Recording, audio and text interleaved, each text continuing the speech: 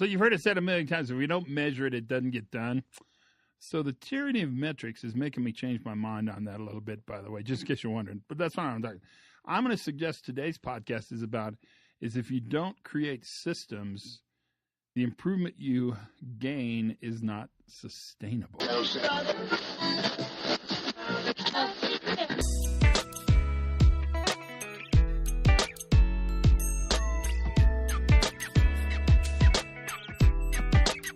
Hello, everybody. It's Todd Conklin, the Pre-Accident Podcast.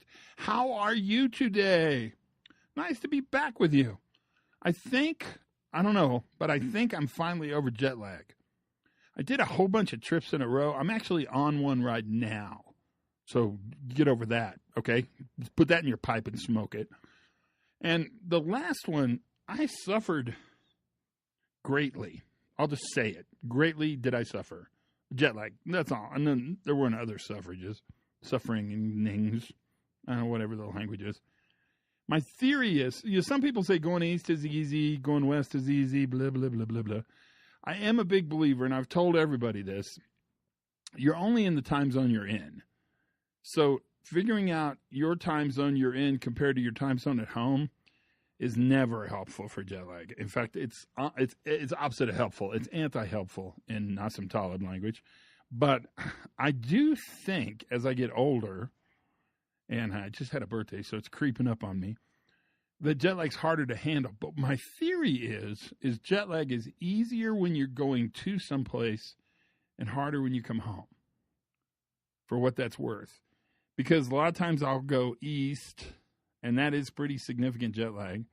And then a lot of times I'll go west, and that doesn't seem to be as bad. But what I notice is if you don't manage it aggressively, you're kind of screwed. That's the part that's hard because I haven't figured out exactly how to manage it aggressively. I have figured out that if the flight is short, don't eat the meal, just go to sleep if you can, if you're comfortable. If the flight is long, then you get more time to watch a movie and eat the meal, and you can sleep. But generally speaking, it's all about sleep, and sleep is hard depending on what section of the airplane they put you in. So if they put you back, where the people sit, I don't know. I don't have a theory. I just don't have a theory. But I'm relatively convinced it's not taking sleeping pills like Ambien, because twice I've seen people pee their pants because they're so hooked up on Ambien that they don't really know where they are, and they kind of walk around the plane, and the flight attendants try to wake them. So I'm pretty convinced that's not the answer. But I don't really know the answer. But these are, if this is my problem, I hardly have any problems. Other than that, though, I don't know. Things are chugging along. Thanksgiving being the best time of the year. Love that one. Christmas is coming up for us. And, then I'm going to take a little break. I'm going to go to Argentina for a couple weeks and do some work there. And hopefully, cross fingers, cross toes, cross legs, cross arms, I've got a project I'm working on that I'll finish up in Argentina. I hope. That is my plan. But we'll see. Mostly, I'm sure what I'll do is eat meat and walk around and speak Spanish. Because why not? It's a good thing to do. It'd be kind of fun. What do you got planned? Anything good? Are you doing any traveling or trips or anything exciting? Or are you lucky enough to just stay home and hang out with the people who love you and you love them right back? Because that is also super valuable, I would tell you. So other than that, any adventures? Lots of time at Camp Electric. So I'm getting a lot of my San Ramon time checked in. And got to spend a little time with our buddy Ron Gant, which is always really, really fun. I think him and his wife are going to come to Santa Fe and hang out. So might even have more stories then, because that seems like that's how a story would get started, if you're going to start one. And other than that, just seeing friends and hanging out and doing cool stuff. That's my plan. That's always what I got planned. The podcast today, I think you're going to like. It's one I've wanted to do. I was behind on it, and it's one of those things where we're going to do it. Yeah, let's do it. Okay, let's do it. We never did it. But Andrea Baker and I were together and doing some work, and one of the evenings, we sat outside, again, this is in Camp Electric, in the little plaza by the gold dormitories, on the benches, on the tables, as it were, the mesas, as it were. And I'm really curious what Andrea's thinking, because she's really this Safety Differently stuff that she's doing is really interesting. She's doing a lot of the strategic stuff and the sustainability stuff and things like value stream mapping and looking at process integration and policy integration. It's pretty cool stuff. And it really all kind of points to one direction. And she talks about this in the podcast. And that's the notion of program sustainability, which is a big deal. And I promise you, I do not spend enough time talking about this or thinking about it or talking to people on the podcast about it. I'm always interested in what's new, what's next. Andrea is really good at making me think about what we should be thinking about what's now. And this whole idea of integrating this new thinking into processes, into policies, that kind of stuff, that's pretty interesting stuff. Plus, she's super good at it, so it's a pretty entertaining podcast, to be sure. So why don't we just listen to it? Doesn't that sound like something we could do? Because it seems like that would be quite doable. So I will shut up, and I should do this in Spanish. Cállate. Shut up. I'm going to shut up and get out of this introduction and play the little interview with Andrea, and then maybe we'll recap some stuff on the backside of it. Does that sound good? Hope you're having a good time. It's always fun, and I'm glad you're here. Keep listening. If you got any ideas or suggestions for next year's podcast, now, my friends, is the time to ask about it. I got a couple really good ones recently, so I'm pretty psyched about that. I got tons of stuff to talk about, so we'll have to get to it and make sure it happens. So, without any further ado, ladies and gentlemen, this is Andrea Baker on the Pre-Accident Podcast. So, I've been spending some time with different companies thinking about how do we take the concepts that we know from HOP or Safety Differently or whatever terminology we want to use and ensure that the processes that we have within the organization are aligning with those concepts. So how do we take what we're already doing and make sure that we are tweaking them? I mean, not necessarily making massive changes, right? Because we know that organizations can't necessarily change quickly, but at least making small incremental improvements to begin to align different processes with whether we call them the beliefs or the truths or the principles, whatever terminology we want to use around HOP, around Safety Differently. So let's unpack this a little. So what do you mean when you talk about the things we're currently doing? Let's start with the things that you're trying to put into these existing processes. So what do you mean? So if we think about, let's just take the 5 principles, right? So if we think about the 5 principles and we think about the idea that people make mistakes, unpacking what that means for an organization then starts to inform what we do with the rest of our processes. So if we really recognize that people make mistakes, then we also recognize that no matter what we're doing, one misjudgment, whether that's an error or whether that's an error in thought process, should not lead someone to either a life-changing event or losing their job. So if we also recognize that that's true, then we start to look at the fact that we need to have defenses within our system that are going to allow people to make those mistakes. So as we're looking at all of our processes, we say if that's really our fundamental desire, then how are we even doing audits to make sure that we're focusing on the right thing? So if we're going from a compliance-based audit, how do we shift that to recognize that we need to focus on compliance, but we also want to make sure that our priorities are focused on the essential controls that are going to keep people from suffering a consequence, even if we make a mistake or even if we have a mistake in thought process as well. So you're saying the 5 principles, let's start with there. That's a good place to start. The 5 principles change the paradigm of how we actually do audits? Yeah. Pull the string on that. So the 5 principles not only change what we're focusing in audits, but how we have the conversation. So if we also recognize that the people closest to the work really are understanding the context, and that context is going to be in the environment is driving behavior, then we spend a lot more time asking questions within our audits that may be different from the questions that we historically asked. So if historically, for example, we might walk around and do a compliance audit.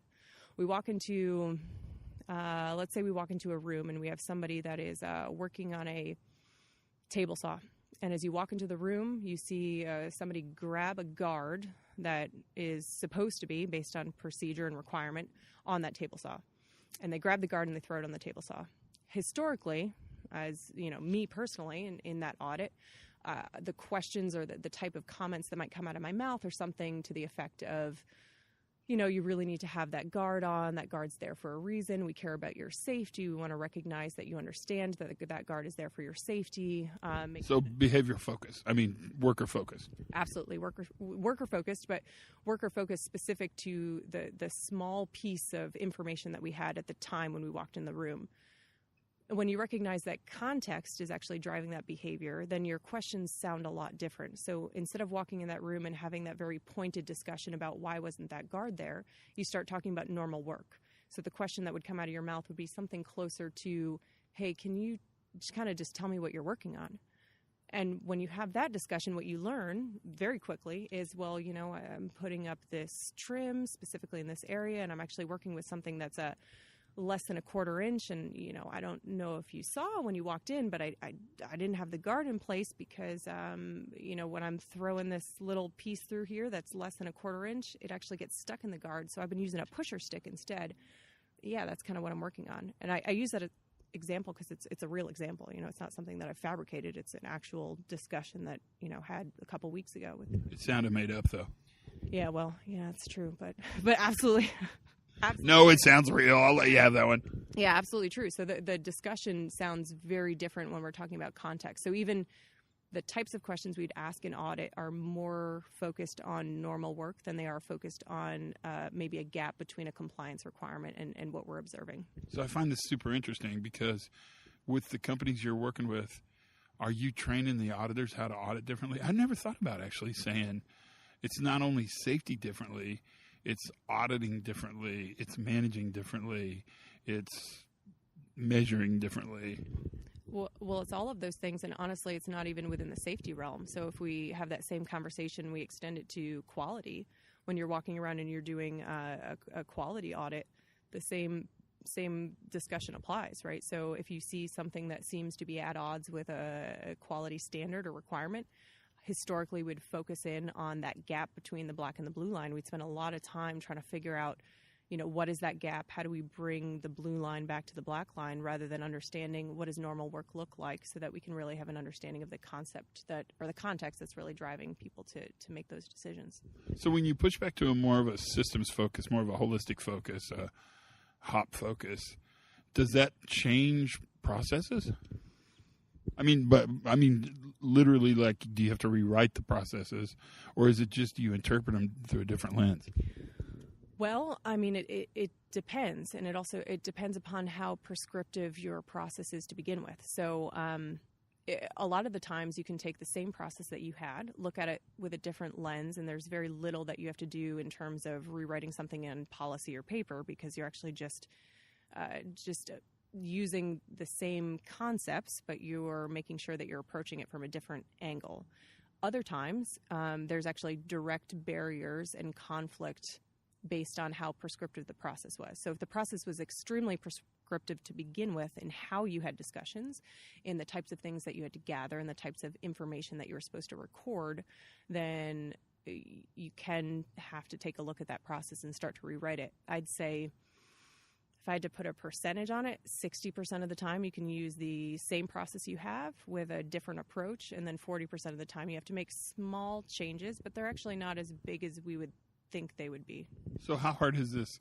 You sort of teased into it. How hard are companies that are doing this? Is this hard for them to do? It seems like this would be pushing a rope, kind of. It can absolutely be. I think it depends upon where the thought process is with the organization. So how mature is the organization in thinking about HOP principles? So when you say organization, who do you mean specifically in the organization?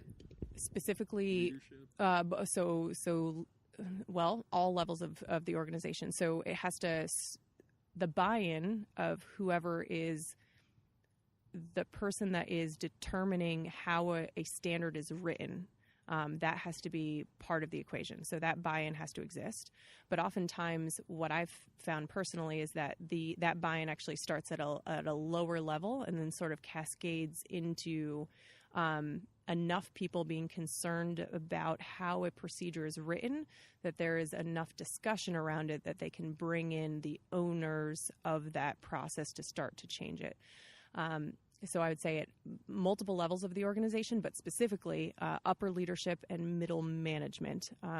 A lot of the time, those decisions on what to change, though, are informed from the people that have to follow the process. So if we're thinking about changing the process itself, similar to a learning team, the people that we'd want to bring in for the discussion of what to change are the people that are required to follow that process, but you do need support from upper management and the owners of that process in order to do so. So what's that look like? Which part? That whole change strategy you're talking about, because I'm curious how you move this discussion. Not really the discussion's moving fine, but how you move what we're talking about. And you've piqued my interest around this notion that in order to fully realize the improvement strategy that HOP brings to the workplace, we have to change sort of the governance of the workplace. That's what I'm hearing you say. I could be wrong. I've been wrong before. Like a couple weeks ago, I was wrong, but today I think I'm spot on. So what I found is that there's sort of a natural progression of the people that have had sort of a paradigm shift, or I say a belief system change, that are the folks that are being asked to follow the system or follow a process. That there's enough of those people that are giving feedback within the organization that, hey, our belief system or the principles that we're following are no longer aligned with the process that we are being asked to follow within the organization. So when that clash in paradigm starts to happen, then the folks that are in charge of creating the procedure try to figure out, how do we manage this? How do we change it? And in order to decide exactly what do we want to adjust, what do we want to try storm, what do we want to change, it really does look a lot like a regular learning team would be, except with different folks in the room, where you have the people closest to the end user of the procedure informing what changes they think might be useful within the procedure itself. And those that are owning the procedure are those that are listening to the discussion of what can we adjust, what can we change to make the barriers, to make it easy to do the right thing within this new paradigm and have fewer workarounds from the procedures that we had created when we were thinking sort of in a traditional view. So give me one more example. Like the saw example, only that one's off the table because you already used it. Give me one more example of what this looks like. So another example of things that would change is, how do you actually do an SRA or a JSA? So another group that I've worked with has had a lot of thought around who are the people that are currently writing SRA. So any sort of job safety analysis, or who are the people that are writing that? How are we currently determining what should go into it? And when they take a look at the folks that are writing it, oftentimes it's coming from someone who has very little job experience with that particular job. They've got a lot of safety experience, and so they're looking at it from a very black line approach.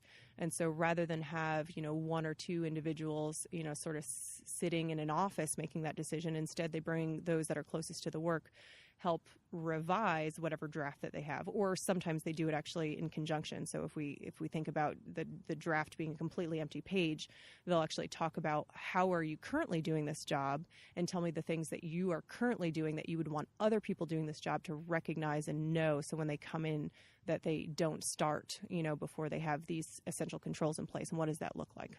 Have you had successes? I mean, is it who's doing it well, and what's it look like there? So there's a few companies that are taking a lot of time to make these changes, and I'd say that they're in the early stages. So I don't want to overemphasize success that doesn't exist. I do know that their excitement about taking these concepts into different places has been overwhelming. So the excitement of recognizing the sheer recognition of, hey, we've had these processes we've been living with, and yet our belief system around what we want to look like in the future isn't aligning with them. And then the recognition that they can change those processes is pretty powerful.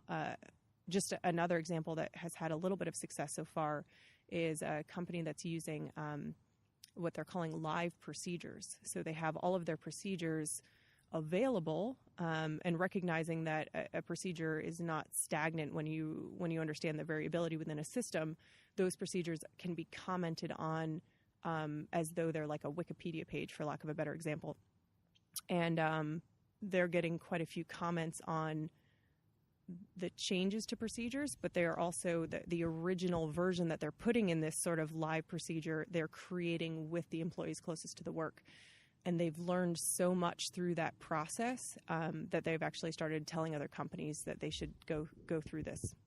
How did you get the leaders brave enough to do that? That takes giant cojones. That's a technical term.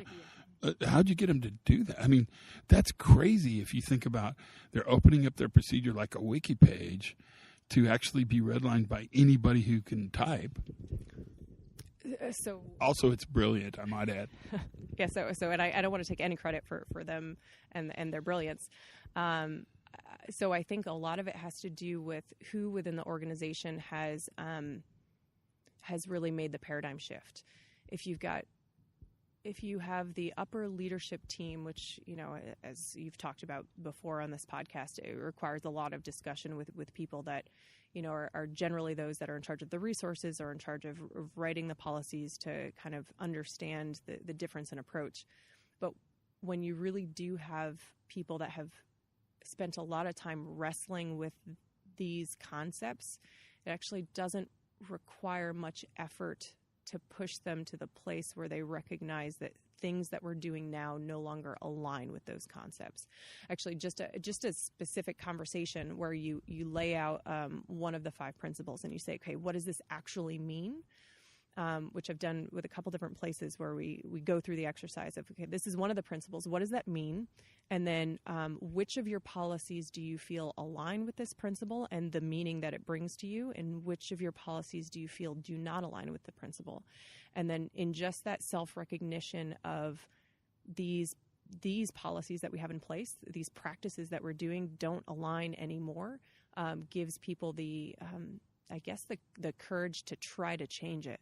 But also the recognition that you don't have to change it for the entire organization at a time. You can try storm it. You can see whether it works well in a small piece of the organization, so that you create your own confidence and ability that you can really progress it to the rest of the organization. But aren't they losing control of the procedure? Well, I think once you've made that paradigm shift, that you recognize that your personal control of that procedure is not nearly as powerful as learning the information that those that have to actually use the procedure know. When you make that shift in thought process, that control becomes less important. I don't think so. Let me back up a bit. There are places in the organization and parts of the process that I feel are easier to do than others, right? So changing how you do an audit. You can still theoretically do the same audit checklist you had before, but perhaps you ask different questions as you're doing the audit. That's a very simple, easy step to take, and you can take that kind of early on without feeling like you're losing control. The piece that I'm talking about procedures, I would say that's a very mature thought process, and that takes a lot longer for people to get to that place. So I think recognizing that there are different levels in the engagement you can have with aligning your processes to this paradigm shift is also important. Take the changes you can create. So whatever space you can fill up with these new thought processes, you fill up that space, and then you wait and you see and you learn whether or not that's actually making change. And as more people see that it's making change, you get more buy-in. As you get more buy-in, the paradigm shifts. As the paradigm shifts even more, then you can make more changes in that space. But recognizing where you can make the change and where you can't is not something even that an external person can do, but the organization itself can tell you when it's ready to make that change just by having conversation. And I would add or subtract, you figure out where it fits, that procedures do not control work. Work is adaptive and emergent. And so really management has never had control by procedure of the work. So, but realizing that must be difficult. So what's next? What are you thinking? I mean, where's this all heading? I don't know. And I think that's kind of the exciting part. So the more voices that are in this sort of movement, and the more, groups that are kind of struggling with aligning what they're physically doing now with their sort of new belief system, the more we learn, right? So for me, it's very exciting to go from location to location, company to company, sector to sector, and see how, very, very smart people are applying these concepts in lots of different places, and then learning from each other and trying to bring that to other organizations. So, I'm not smart enough to know what the next step is, but I am excited to know that there are people that are out there, much closer to the work than I am, that are smart enough to know what's going to work for them. So that's Andrea. Always super fun to talk to her, and so smart. Oh my gosh, it's crazy. You guys are all so smart. How does this happen? All these smart people sort of hang out. Go figure. What do you think about the idea of wikied procedures, crowdsourced procedures? I mean, they kind of are anyway, right? The workers complete the procedure anyway. And the fact that they can wiki them, they can make these living documents that we can go in and adjust, and you could track. And I know that's a very, very interesting idea. And, that technology, whether we want it or not, that technology is happening anyway. You're seeing it every place. I mean, I was just talking, they were talking earlier with a company that uses a version of Facebook, and they brought it into the company thinking it would be, just one more kind of potential thing that wasn't going to be hugely successful. That was hugely successful for internal communication. And, whether we want to or not, I think we have to embrace the idea that technology is absolutely becoming the medium. Many different technologies are becoming the medium, and the medium is probably, in kind of a Marshall McLuhan way, more important than the message. And so if you think about that, all of a sudden the way you deliver procedures, the medium that the procedure is in, actually becomes more significant than the procedure itself. And that's probably frightening to some people, but certainly interesting to everybody else. That is something for one to think about, isn't that? And that's the kind of stuff that I think Andrea's thinking about that touches this notion of sustainability.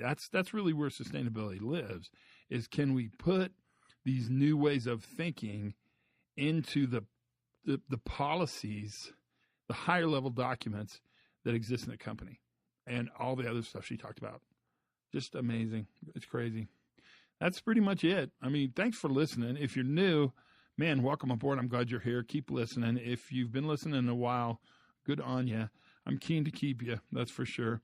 Tell your friends. Let's keep it growing. We have there's lots of safety podcasts now. There didn't used to be a whole bunch. Now there's tons of them. Everyone's got one. Like, everybody's got a safety podcast. But the one thing we have are just giant numbers and big reach. So that's good. And we get to spend the time together. And that is completely worth it in and of itself. What would we do if we didn't have this time together? So let's call it here. It's time. You can tell I'm kind of bantering on. So for sure, thanks for listening. I appreciate it. Learn something new every single day. Bet you did today. Have as much fun as you possibly can. And for goodness sakes, be safe.